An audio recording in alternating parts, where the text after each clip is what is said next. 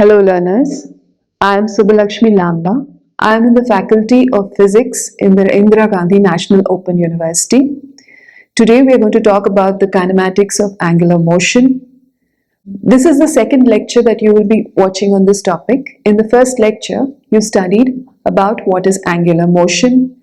That is because we want you to understand what are the kind of systems and the kind of motion of objects and particles to which you can apply the techniques you will learn on this topic. We discussed in the first lecture about the kinematic variables for angular motion. They are angular position, angular displacement, angular velocity, and angular acceleration. You will notice that these variables are totally analogous to the variables you study for translational motion. There you talk about position, displacement, velocity, and acceleration, and here you talk about the corresponding angular variables. We defined angular position in lecture 1, and how do we define it? If you have a particle moving in a circular path, undergoing circular motion such that it is moving about a fixed axis of rotation which passes through the center of the circle, then the angular position of the particle at an instant of time t is the angle that the radial vector. What is the radial vector? It is a vector that joins the center of the circle to the particle at any instant of time. So the angular position is the angle that the radial vector makes with respect to a reference axis. We measure the angular position in radians, and radians are defined as the arc length divided by the radius of the circle in which the motion is taking place. We defined a convention that helps us to distinguish between counterclockwise circular motion and clockwise circular motion.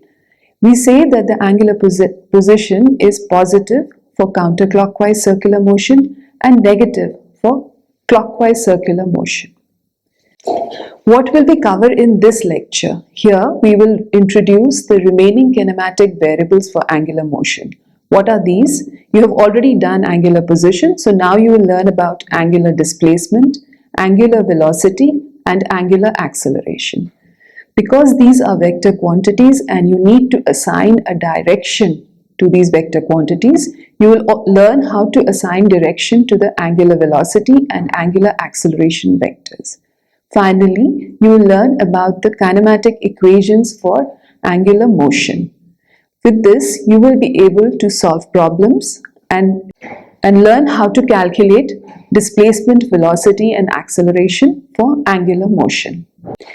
The next kinematic angular variable that we describe is angular displacement.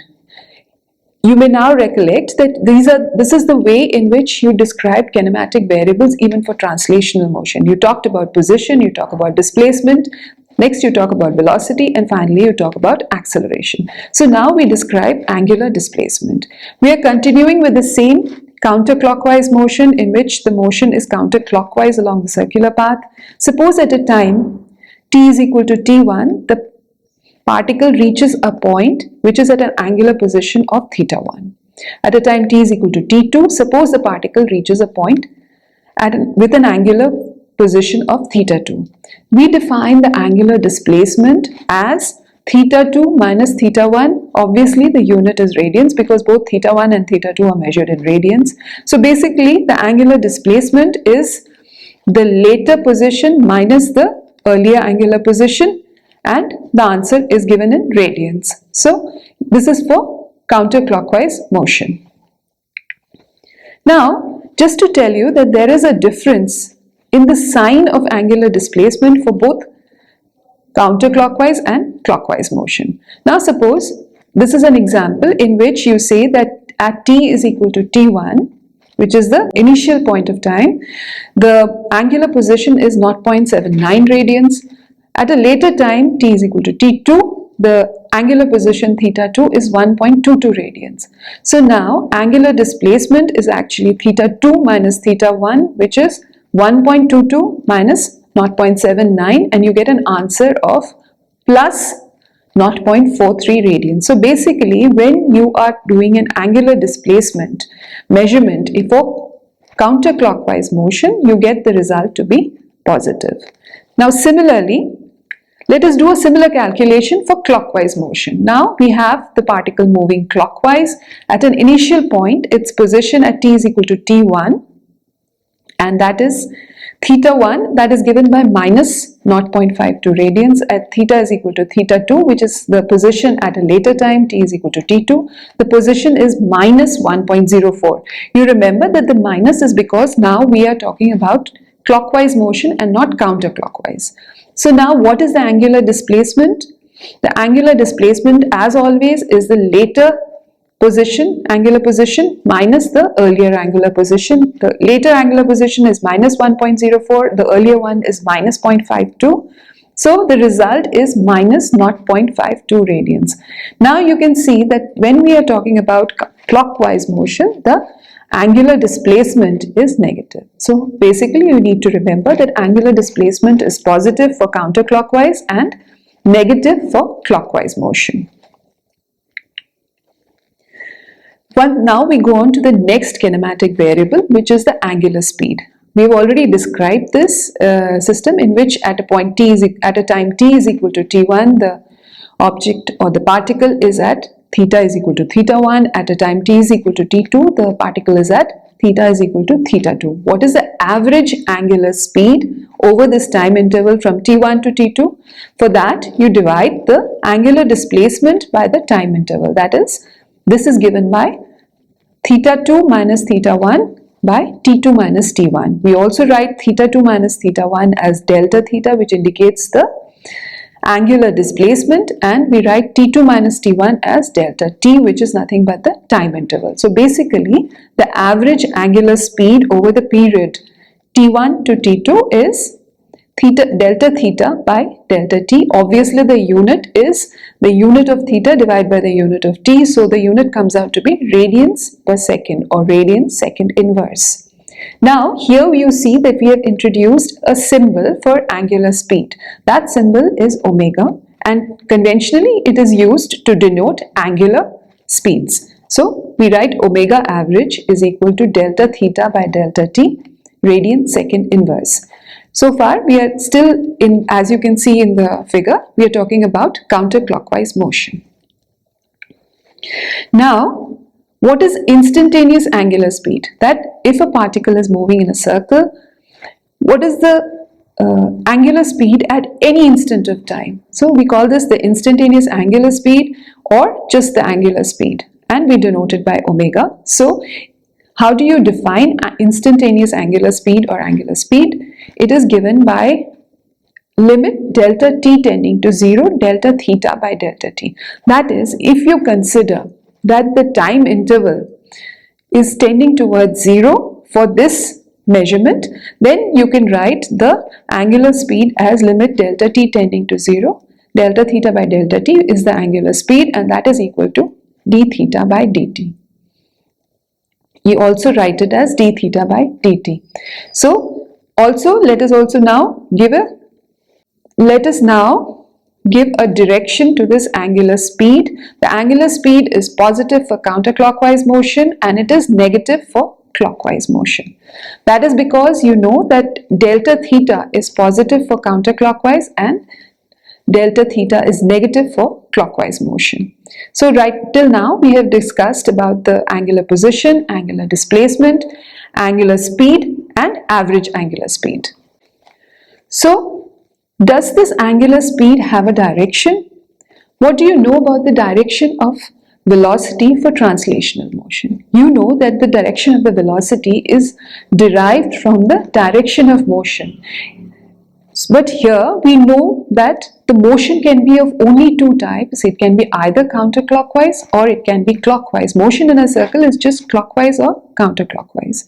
So basically you cannot use the direction of motion to define the direction of the angular velocity. How do you then define the direction? There must be some way of distinguishing whether the motion is counterclockwise or clockwise. For that we use what is known as the right hand rule.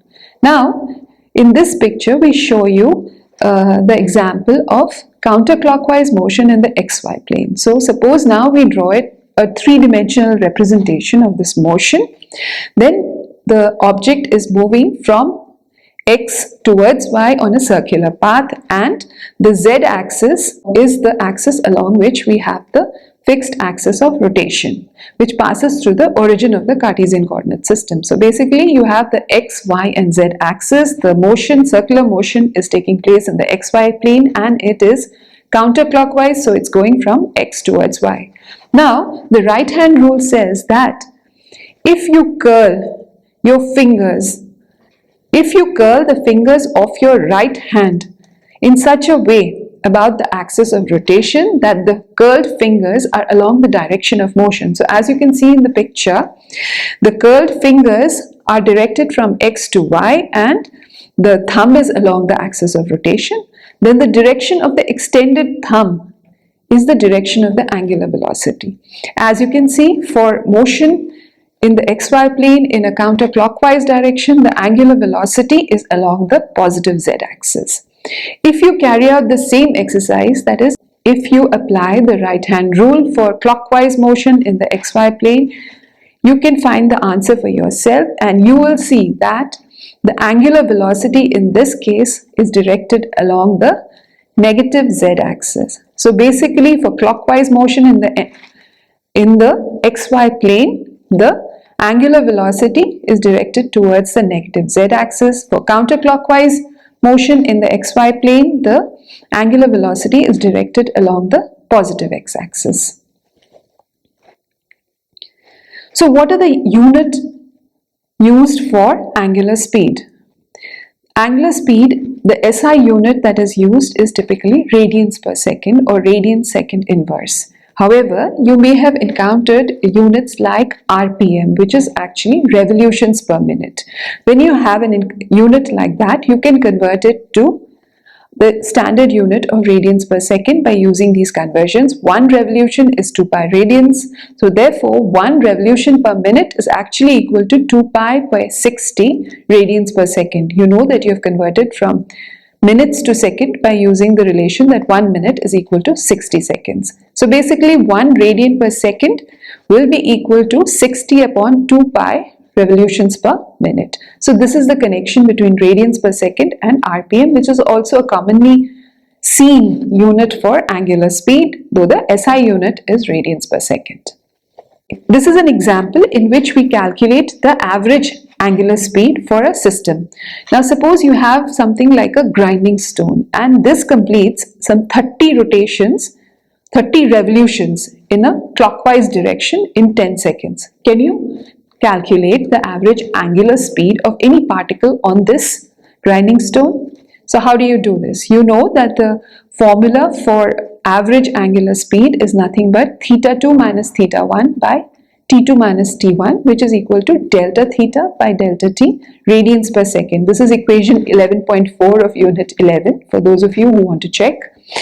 So we know that angular displacement, as I have already said, is negative for the clockwise motion. So if you are doing clockwise motion, you have to write that the change in position is negative, and we have completed 50 revolutions, or rather the grinding stone has completed 50 clockwise revolutions. So the delta theta is equal to minus 50 revolutions or minus 100 pi radians. So 100 pi is equal to 3.14. So this comes out to be minus 314 radians. So it is negative because theta is negative for counterclockwise motion.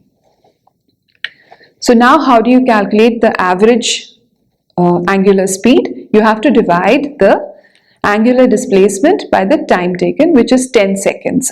So now you divide minus 314 radians by 10 seconds and the answer is minus 31.4 radians per second. So the negative sign implies that your motion is clockwise and not counterclockwise. So angular velocity is always negative for clockwise motion. So this is an example, a simple example to analyze and calculate the average angular speed for a rotating system. The next thing we talk about is angular acceleration. Angular acceleration First we define the average angular acceleration, which is nothing but omega 2 minus omega 1 by t2 minus t1. What is omega 2 minus omega 1? Omega 2 minus omega 1 is the change in the angular speed from a time t1 to a time t2. So we get a value for the average angular acceleration over this entire period, and that is nothing but omega 2 minus omega 1 by t2 minus t1. And this is given by delta omega by delta t radians per second squared. Now omega has a unit of radians per second and t has a unit of seconds. So basically the unit for angular acceleration is radians per second squared. Similarly, we have instantaneous angular acceleration, and in the same way as you define instantaneous angular speed, you can define instantaneous angular acceleration as the limit of delta t tending to 0, delta omega by delta t, which is also written as d omega by dt. So basically, if you have the angular speed omega as a function of time, by taking the first derivative, you can determine the angular acceleration. The instantaneous angular acceleration is also the angular acceleration. This is given by equation 11.7 in your unit. So by now we have covered all the essential kinematic variables for angular motion, which is angular position, angular displacement, angular velocity and angular acceleration. We have also discussed how to assign a sign for the angular position and the angular velocity. So let us now work out an example to calculate the average angular acceleration for a system. Now suppose you imagine a bicycle wheel which starts spinning clockwise from rest and reaches an angular speed of 180 revolutions per minute in 3 seconds. There are two things that you should note. The bicycle wheel is starting from rest and it reaches an angular speed by spinning clockwise, because you know that the signs are different when you're considering motion to be counterclockwise or clockwise. So these are the essential facts that you should remember. So what is the average angular acceleration in this period? So basically, what do you know? That the bicycle wheel started from rest, so omega 1 is 0 radians per second. It reaches a speed of minus 180 rpm in 3 seconds, minus because it is spinning clockwise. So omega 2 is minus 180 rpm. You also know how to convert from rpm to radians per second. So basically you multiply it by 2 pi by 6 and divide it by 60 to get the answer in radians per second, and the answer for omega 2 is minus 6 pi radians per second. Clockwise, once again it is clockwise, therefore negative angular speed. Now the time interval is 3 seconds. So basically you have to calculate the average angular acceleration, and how do you do that? You use the formula, which is omega 2 minus omega 1 divided by t2 minus t1.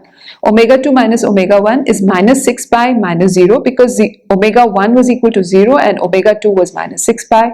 You divided it by the time interval, which was 3 seconds, and you get an answer which is minus 6.28 radians per second squared. You have to put in the value of pi, because pi is equal to 3.14 to get this answer. So once again, let me point out the average angular acceleration is negative because delta omega was negative.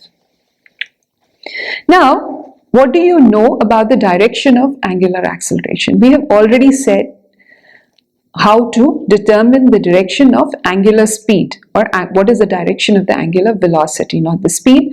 So here we will talk about the direction of angular acceleration. Now let us consider counterclockwise motion once again in the xy plane. So your object is moving from x towards y, it is moving counterclockwise in the xy plane. The z axis is the direction along which you have the angular velocity vector, which is omega aligned.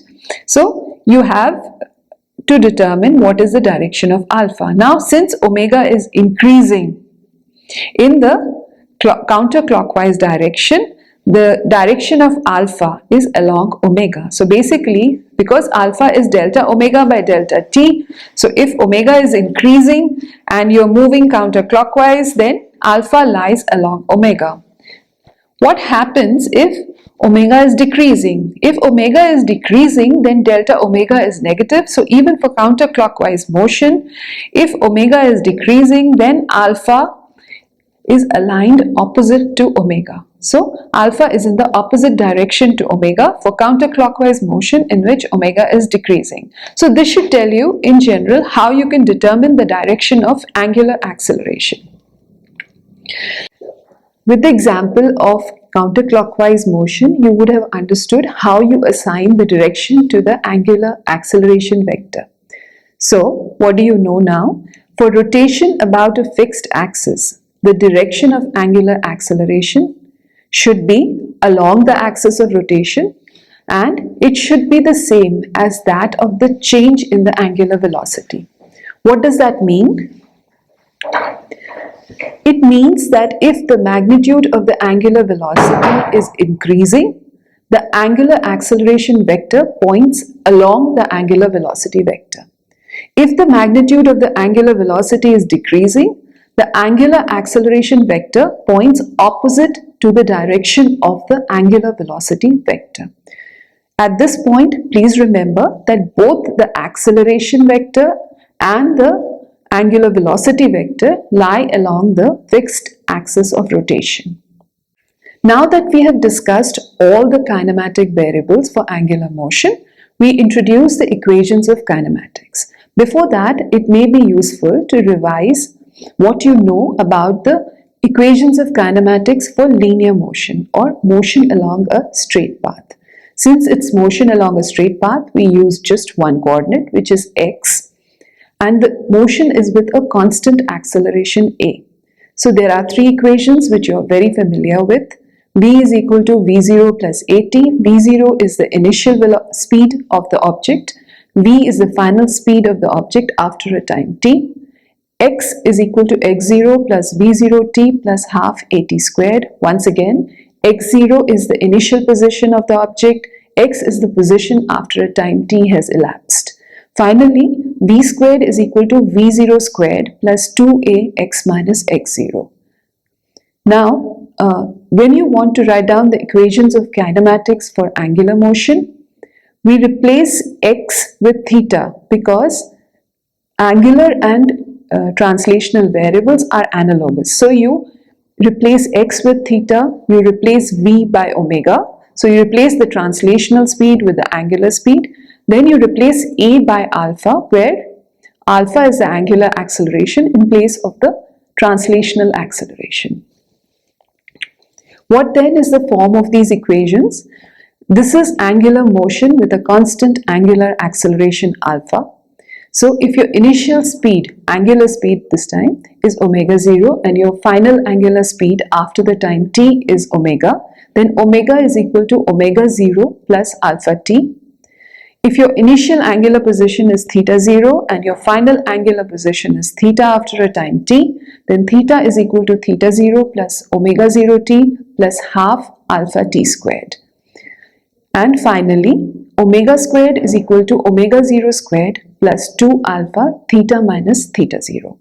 These are the three equations of kinematics for angular motion with constant angular acceleration alpha. And these are given by equations 11.8, A, B and C in your unit 11. Let us now summarize what we have learnt in this lecture. You learnt about angular position in lecture 1. In this lecture, we define angular displacement. So what is angular displacement? If at a time t is equal to t1, the position of a particle undergoing circular motion is theta 1 and the position at t is equal to t2 is theta 2. Angular displacement delta theta is given by theta 2 minus theta 1. Remember that delta theta is measured in radians. We talk about the average angular velocity. If a particle undergoes an angular displacement of delta theta in a time delta t, the average angular speed is given by omega average is equal to delta theta by delta t. The direction of angular velocity is given by the right-hand rule. We talk about the instantaneous angular velocity, which is the rate of change of angular position. Once again, it is measured in radians per second. The direction of the angular velocity is positive for counterclockwise rotation and negative for clockwise rotation. We talk about the average angular acceleration. If the angular speed of a particle changes from omega 1 to omega 2 in a time interval delta t given by t2 minus t1. The average angular acceleration is given by delta omega by delta t. Delta omega is equal to omega 2 minus omega 1. The unit of angular acceleration is radians per second squared. We talk about instantaneous angular acceleration, which is equal to the rate of change of its angular velocity. So alpha is equal to d omega by dt. Now, finally, we have discussed the kinematic equations for angular motion. There are three of these equations. Omega is equal to omega 0 plus alpha t. Theta is equal to theta 0 plus omega 0 t plus half alpha t squared. And omega squared is equal to omega 0 squared plus 2 alpha into theta minus theta 0. This is for angular motion with a constant angular acceleration alpha. You can use these equations to solve numerical problems on determining the angular speed, the angular acceleration, and the time taken to undergo a certain angular displacement. Thank you for watching this video. I hope to see you soon in the next lecture.